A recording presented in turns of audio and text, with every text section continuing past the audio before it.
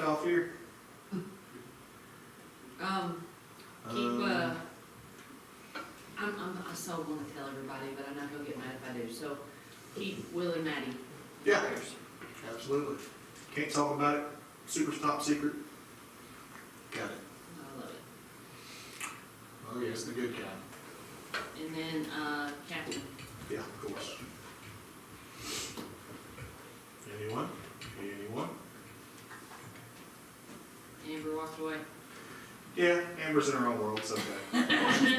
She See, there's food involved, she's like, feed me. was cooking breakfast at 8 a.m. this morning for everybody. She was dishing it She isn't up. here working. She was a working girl. Well, only be Amber, because she can eat her weight in food and nothing happens. I don't know how she does it. She's got a fast metabolism. She doesn't stop, probably. She was Something happens with mine, between my mouth and my stomach, and, you know, it just goes off. I went through that, stops mhm. working. Can't help genetics, buddy. Neither am. All right. Teresa, anything? My drama's ended. Your drama's ended? Mm-hmm. And I'm happy about it. The drama last That's night. good. The more we think about the end, the stronger and more effective we will be as Christians. It keeps us focused on the goal. It reminds us that God is not finished working and that everything will be accomplished in God's perfect timing. How often do you meditate on the way the world will end? With this session, we come to the end of the biblical storyline. As we have seen, God's good world fell under the power of the curse after Adam and Eve rejected the reign of the king. The Bible recounts God's plan of redemption as it plays out in the promises to Abraham, the exodus of Israel, the laws of Moses, and the royal throne of David. This plan of redemption reaches its culmination in the life, death, and resurrection of Jesus, and carries into the life of the church as Jesus sends the Holy Spirit to empower his people to continue God's mission. In essence, the story of the Bible follows God's actions as he works out his plan to reverse the effects of the fall. God created human beings in his own image and placed them in the midst of his good world to shape it and lovingly rule over it on his behalf. But from the moment Adam and Eve rebelled against God, this world has been under the curse, stained by sin and death. As Paul put it, the entire creation is groaning to be set free from its bondage to corruption. God's comprehensive plan of redemption is to reverse everything that sin has done to corrupt this world. The Bible begins with the statement that in the beginning, God created the heavens and the earth, and ends with God's declaration, behold, I am making all things new. So the beginning of the end. We can't talk about the end without talking about Jesus. Our final salvation is coming at the end of history when Jesus returns. But that salvation has already been purchased and secured. Jesus assured us of this when he announced from the cross, it is finished. Whatever will take place in the future, our hope is secured in the reality that Jesus has acted decisively in history and restored our broken relationship with God. Jesus' life, death, and resurrection were not just a part of the story of redemption, they were the climax. This is where Eve's descendant crushed the head of the enemy. Because of what Jesus has done on our behalf, history is moving toward a glorious end. Just as history changed when Jesus came to earth, everything will be changed again when he returns. The author of Hebrews explained the significance of both Jesus' appearance on earth. I guess that's a cutoff there. He has appeared once for all at the end of the ages to put away sin by the sacrifice of himself. And just as it is appointed for man to die once, and after all that comes judgment, so Christ, having been offered once to bear the sins of many, will appear a second time, not to deal with sin, but to save those who are eagerly awaiting for him. Jesus appeared the first time to sacrifice himself and secure our salvation, and he will appear again to bring that salvation to fruition. This is the future that history is moving toward. This is how the world will end. Christians tend to disagree about many points of theology, especially when it comes to future events. Theological camps have formed around different views of how the end times will unfold. Much of the disagreement centers on the precise timeline of end time prophecies. Some of these Old and New Testament prophecies are notoriously difficult to interpret.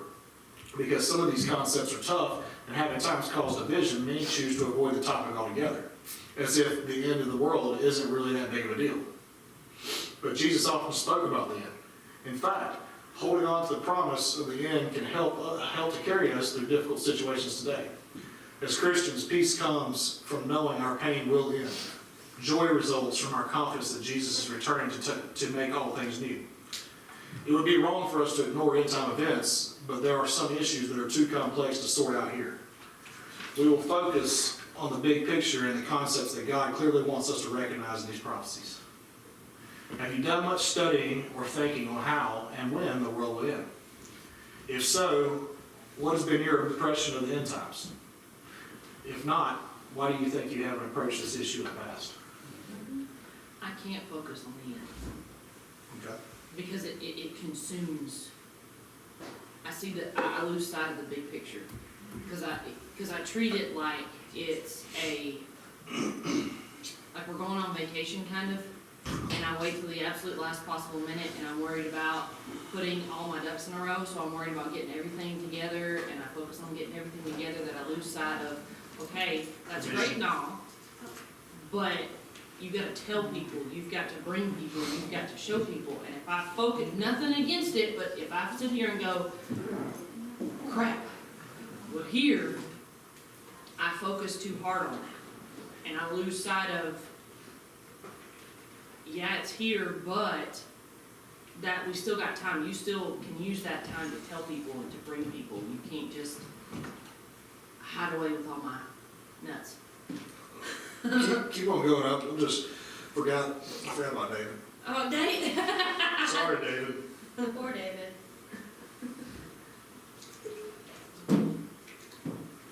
I don't have my phone with me.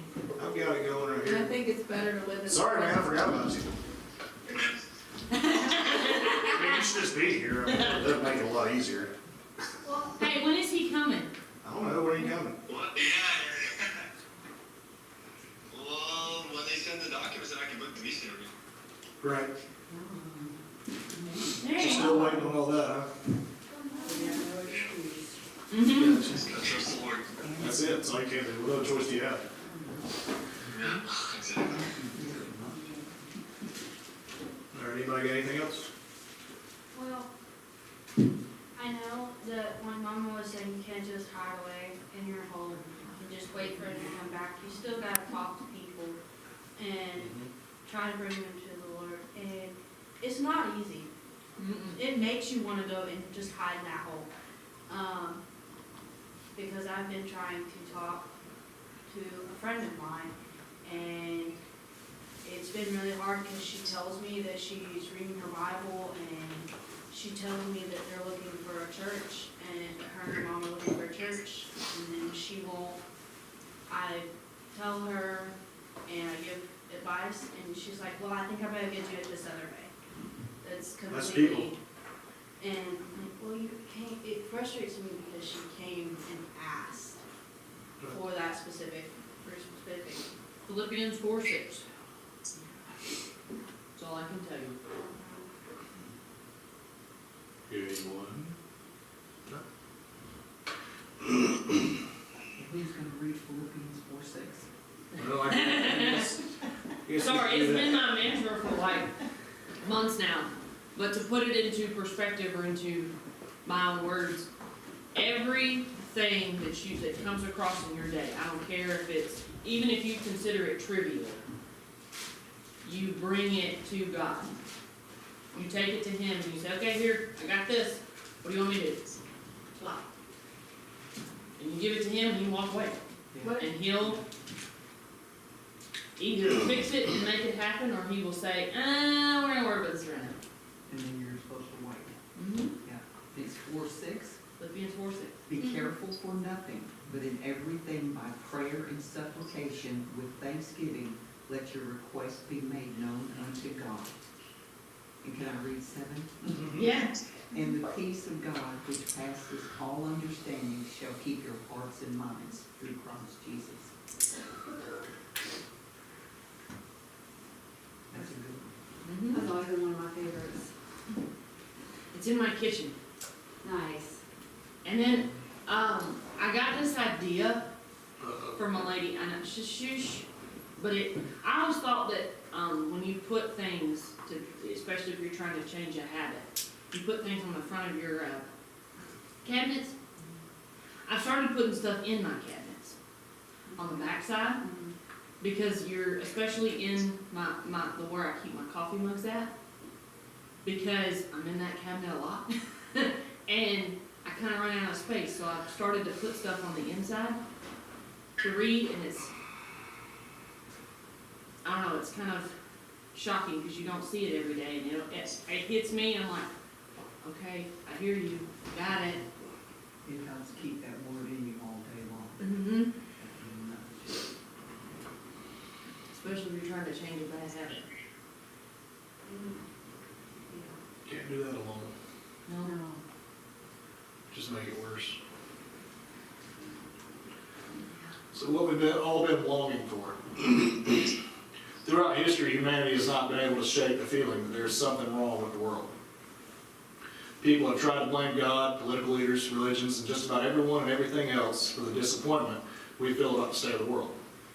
We see the problem in crimes, we hear about it in the news, and also in the frustrations and injustices we experience in our daily lives. This problem even permeates the very thoughts that pass through our minds. Ain't that the truth? Mm-hmm. There's something fundamentally wrong with the world, and it pervades every aspect of our existence. As Christians, we see some of the effects of the fall reversed in our lives. The gospel has freed us from the bondage to sin, and the Spirit of God enables us to follow Jesus in ways that non-Christians cannot. But we also experience an added struggle. Paul promised that everyone who desires to live a godly life will experience persecution. We experience the joy of the Lord, but life in a fallen world is difficult and often disappointing. We are called to faithfully follow Jesus in the midst of. Read Romans 8, 18 through 25. How does this promise affect the view of the world? Your view of the world? For I reckon that the suffering of this present time are not worthy to be compared with the glory which shall be revealed in us. For the earnest expectation of the creature waited for the manifestation of the sons of God. For the creature was made subject to vanity,